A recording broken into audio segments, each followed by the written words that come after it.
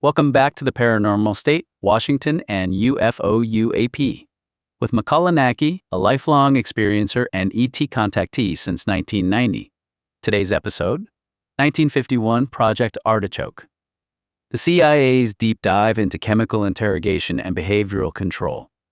Authorized on August 20th, 1951, as a direct evolution and expansion of Project Bluebird, Project Artichoke, 1951 to 1953, sometimes designated as Artichoke, represented a darker, more aggressive phase in the CIA's quest for absolute cognitive dominance.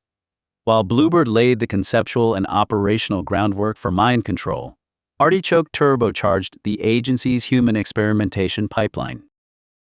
Driven by intense Cold War panic over communist brainwashing techniques, and fueled by reports coming out of the Korean War, Artichoke sought to answer one chilling operational question.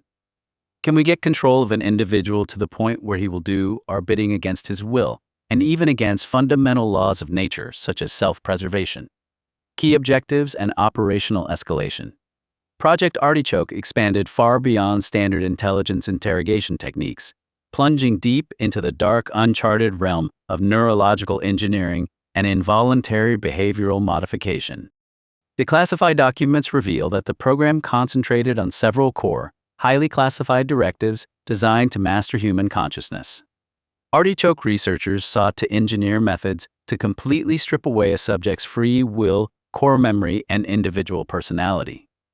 The objective was to dismantle the psychological scaffolding of the self, replacing a person's natural agency temporarily or permanently with a state of utter, unhesitating compliance.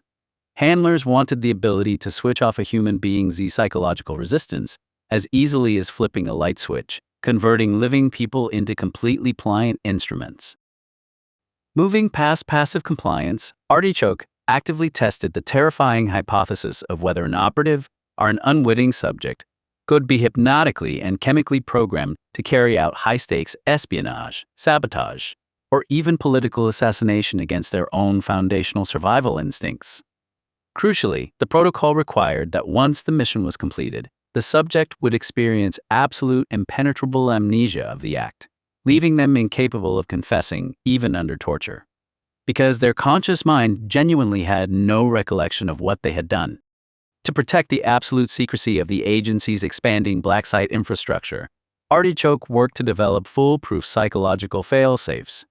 Researchers investigated methods to selectively wipe the short-term or long-term memories of U.S. intelligence personnel who were captured or inadvertently exposed to sensitive, off-the-books operations.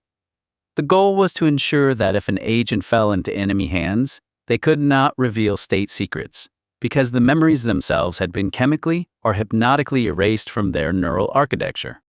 If Project Bluebird relied heavily on traditional botanical truth serums, such as scopolamine derived from nightshade and heavy doses of depressants and barbiturates, Project Artichoke marked the historical and methodological pivot into advanced synthetic chemistry.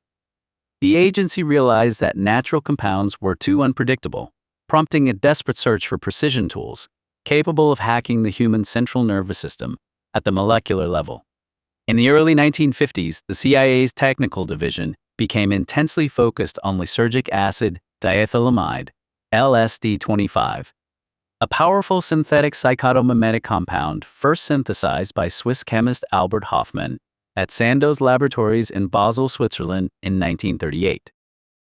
Recognizing its terrifying potential to shatter human ego structures, induce profound temporary psychosis, disrupt linear thought, and dissolve psychological resistance in minutes, the agency quietly initiated steps to secure a monopoly on the global supply, secretly purchasing massive batches of the drug for operational testing.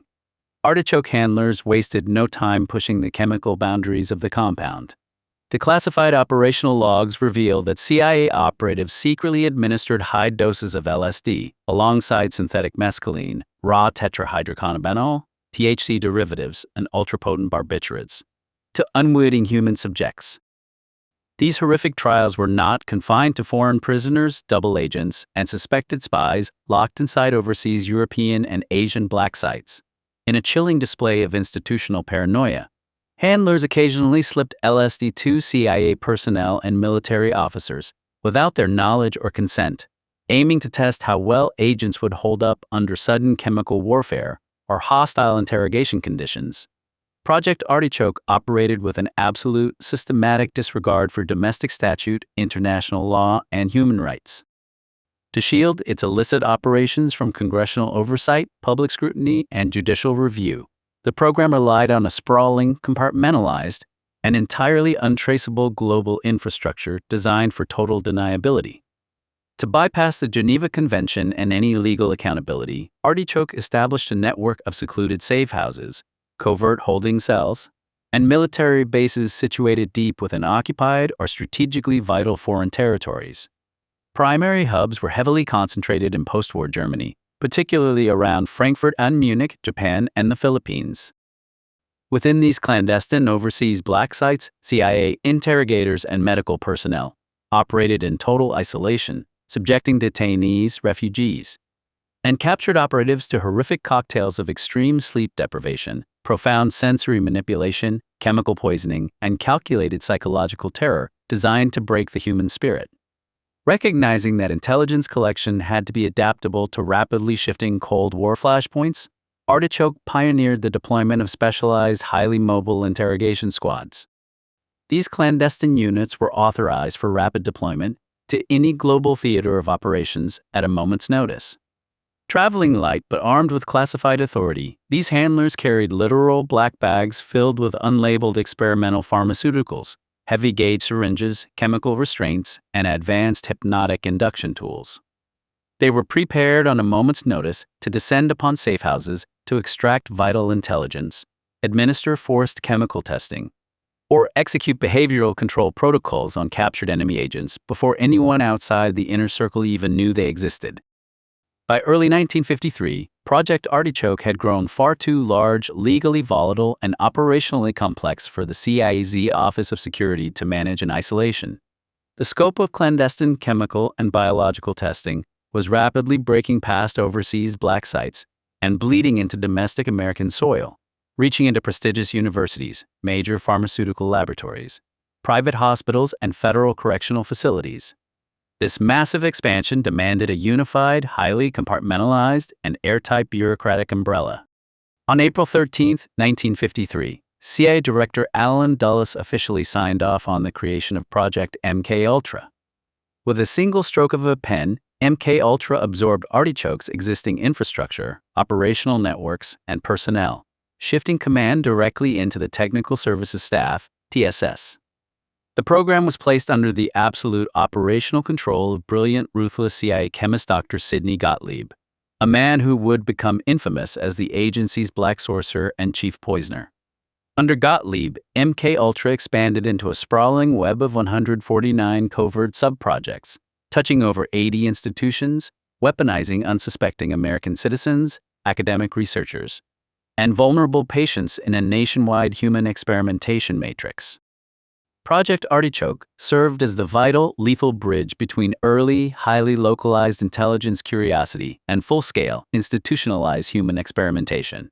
It proved beyond a shadow of a doubt that the American intelligence apparatus was willing to systematically dismantle the boundaries of human free will and international law. By weaponizing advanced synthetic chemistry and neurological coercion, Artichoke established a dark, unyielding blueprint. A reality where human consciousness was no longer treated as a sacred sanctuary of the soul, but as a completely disposable, weaponized commodity to be overridden, fragmented, and reprogrammed in the global war for ideological supremacy. To be continued. Watch and listen. Watch the cinematic video trailer. Listen to the full podcast now. Explore the archive Cosmic Awakening Volume 1, 1991, Peru, Journey into the Unknown. Sacred Valley of the Incas. Volume 2, Ascension 2012, The Golden Alchemy. Part 3, The First Contact and the Paranormal State. Join the journey. New episodes drop periodically. Each chapter delivers a tight, hyper-focused 10 to 30-minute exploration into the evolution of ufology, perfect for your daily plunge into decoding hidden messages from outer space, designed to raise awareness and foster human evolution. Subscribe to support your inner development. Thumbs up to help push our channel through the algorithm. Comment below. Share your thoughts on today's episode.